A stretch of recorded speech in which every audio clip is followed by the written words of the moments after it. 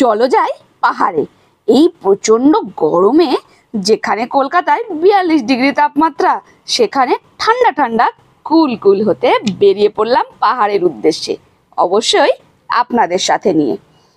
ঠিক রাত 9টায় পৌঁছে গেলাম শিয়ালদা স্টেশনে, কিন্তু এত ভিড় দেখে আমি তো অবাক, আর আমার উত্তেজনা ছিল একটু বেশি। তাই কোনো দিকে না তাকিয়ে জল আর পানীয় কিনে নিয়ে সোজা হাঁটা দিলাম 12 নম্বর প্ল্যাটফর্মের দিকে, কারণ দার্জিলিং মেল ওখান থেকেই ছাড়বে। কিন্তু আমি একটু আগেই এসে পড়েছি, তখনও ট্রেন প্ল্যাটফর্মে দেয়নি। আমি পৌঁছানোর কিছুটা পরে ট্রেন এসে হাজির।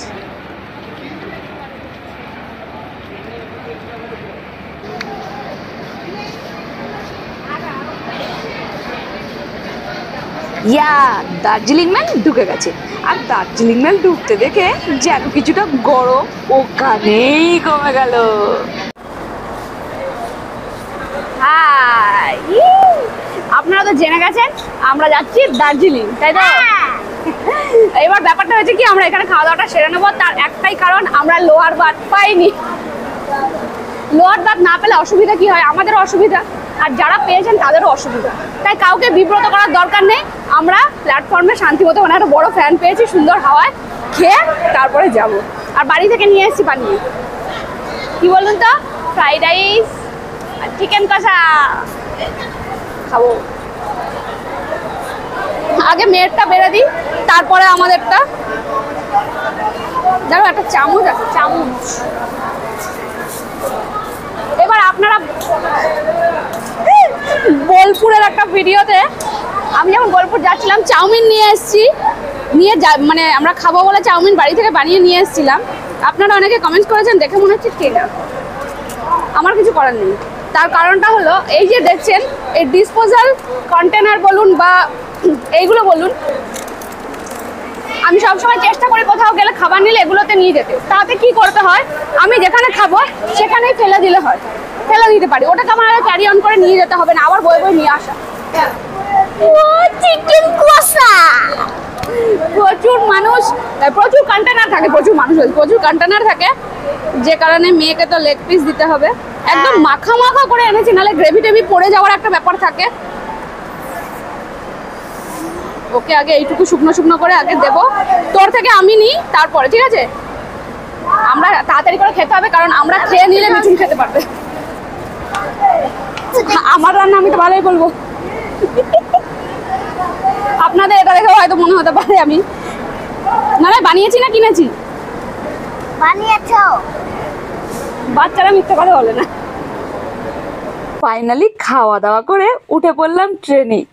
ট্রেনে চড়তে এই মেয়ে বলছে, মাম্মাম দার্জিলিং এর কিছুটা ঠান্ডা তো এখানেই ফিল করা যাচ্ছে, কি ভালো লাগছে তাই না?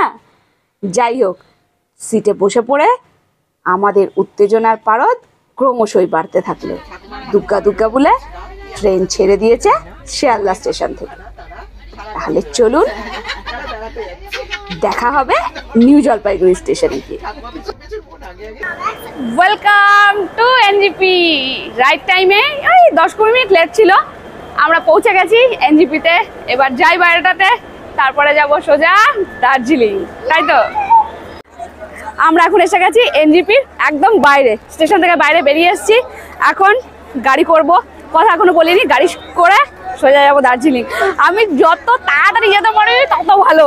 এখানে কিন্তু বেশ গরম, কলকাতার মতো এখনো ফিল হচ্ছে না, এখন তো একদম সকাল 8:30।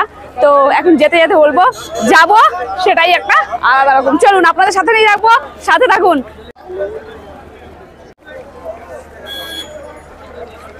গাড়ি বুক করে নিয়েছি শেয়ার গাড়িতে, আমি টাটা সুমো গোল্ড এটাতে যাবো আর কি। তো আমি শেয়ার গাড়িতে যাব। আমাদের পার হেড ওনারা এখানে বলছেন, মানে সবাই একই কথা বলছেন, 400 টাকা। যেহেতু এখন রাস্তা বেশি রয়েছে সেই কারণে অ্যাকচুয়ালি ভাড়া 300 টাকা করে। তো আমাদের দরদাম করে 350 টাকা করে পার হেড আমরা যাচ্ছি। আমরা মিডল সিটটা নিয়েছি। ওনাদের বক্তব্য অনুযায়ী পিছনে নিলে কম হবে, সম্ভব না পাহাড়ের রাস্তায়। আর মেয়ে নিয়ে তো সামনে আমরা দুজন হলে আলাদা ছিল ব্যাপারটা, তো মেয়েকে কোলে নিয়ে এতটা রাস্তা যাওয়া যাবে না, সেই কারণে এবার এনজিপির বাইরে আপনি রিজার্ভ করেও যেতে পারেন। ছোট গাড়ি 2000 টাকা, আর এরকম বড় গাড়ি যদি আপনি রিজার্ভ করে যান সেক্ষেত্রে 2.5 থেকে 3000 টাকা। নিউ জলপাইগুড়ি থেকে গাড়ি স্টার্ট করে কিছুটা এগিয়ে যেতেই দেখা পেলাম পাহাড়ে।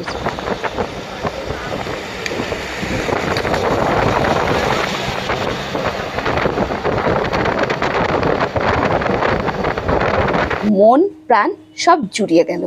যত উপরে উঠতে থাকলাম ততই ঠান্ডা ফিল করতে শুরু করলাম। দার্জিলিং আসতে কার না ভালো লাগে, তা সে গরমেই হোক বা ঠান্ডায়। পাহাড়ের টানে বারবার আসতে ইচ্ছা করে দার্জিলিংয়ে।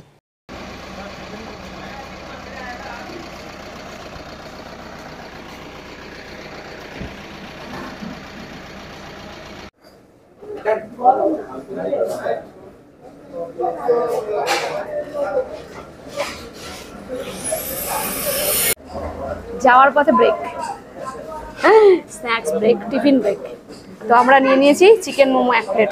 তার কারণ আমরা এনজিপিতে অল্প একটুখানি খেয়েছিলাম আর কি, পুরো খালি পেটে যাবো এরকম ছিল, ওই জন্য একটুখানি ডিম পাউরুটি খেয়েছিলাম, ডিম সেদ্ধ খেয়েছিলাম। দিয়ে এখন বললাম তাহলে 1 প্লেট মোমোই না, মানে খিদে পাইনি আর কি, হালকা, কারণ পৌঁছাতে আর একটু দেরি আছে, সেই কারণে আসে সাথে আছে ফার্স্ট বাইটটা আমি না ঝাল চাটনিটা একটু অল্প করে নিলাম, যা ঝাল হয়।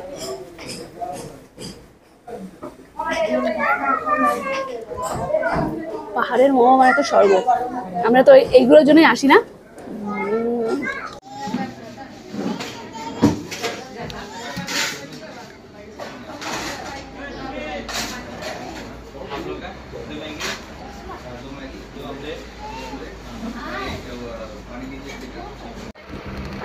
কিছুটা বিরতি নিয়ে গাড়ি রওনা দিল দার্জিলিংয়ের উদ্দেশ্যে।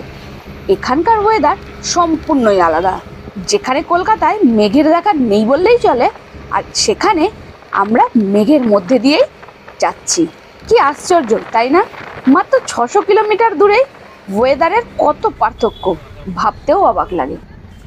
পাহাড়ের প্রাকৃতিক সৌন্দর্য উপভোগ করতে করতে একে একে কার্শিয়াং, সোনাদা, ঘুম স্টেশন পেরিয়ে অবশেষে প্রায় 2.5 ঘন্টায় পৌঁছে গেলাম দার্জিলিংয়ে।